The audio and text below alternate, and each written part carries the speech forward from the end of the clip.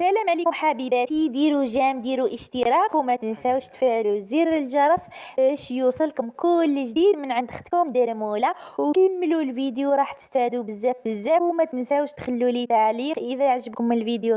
طيشي عليه كامل القراعي تاع البلاستيك والبايط اللي ما تسحقيهمش والكيسان والصحونه المشقوقه ولا المجروحه، وطيشي عليك هذوك الاكياس البلاستيكيه المقطعه اللي راكي تلايمي فيهم. طيشي عليك اي حاجه ما تسحقيهاش، ولا ترجع الكوزينه تاعك مكركبه معمره بالخرده تكرهي حتى تدخلي وتطبخي فيها.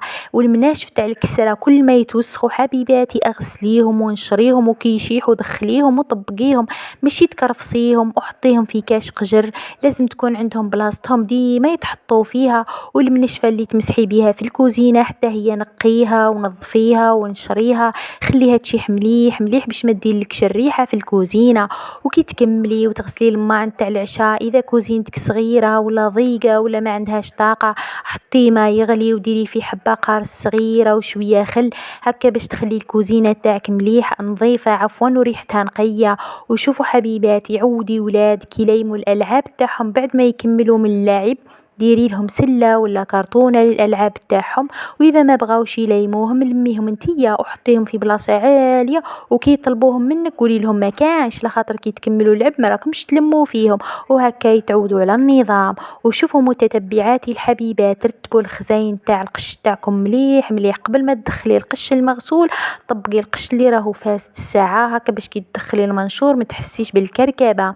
واللي عندها بيبي صغير ديما تخليه منشفه في يديها ولا في جيبها هكا باش تمسحيلو بها يديه قبل ما هو يمسحها في الفراش ولا الكراسه ولا الحيوط اذا كاش ماكله بيدو.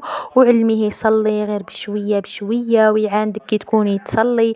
ونوصيكم حبيباتي ردي بالك تحطي الطناجر ولا الكسار عفوا في الفريجيدار فيهم الماكله، ديما ديري الماكله في علب بلاستيكيه هكا باش تحافظي على النظام والنظافه والريحه تاع الثلاجه. وهذه هي حبيباتي الغاليات بعض النصائح عجبوني وشاركتهم معكم. وهنا نكون وصلنا لنهايه الفيديو. ما تنسوش اللايك والتعليق اذا عجبكم الفيديو طبعا، واللي دخلت جديده مرحبا بك يا العزيزه، ومع السلامه اختكم درموليتا.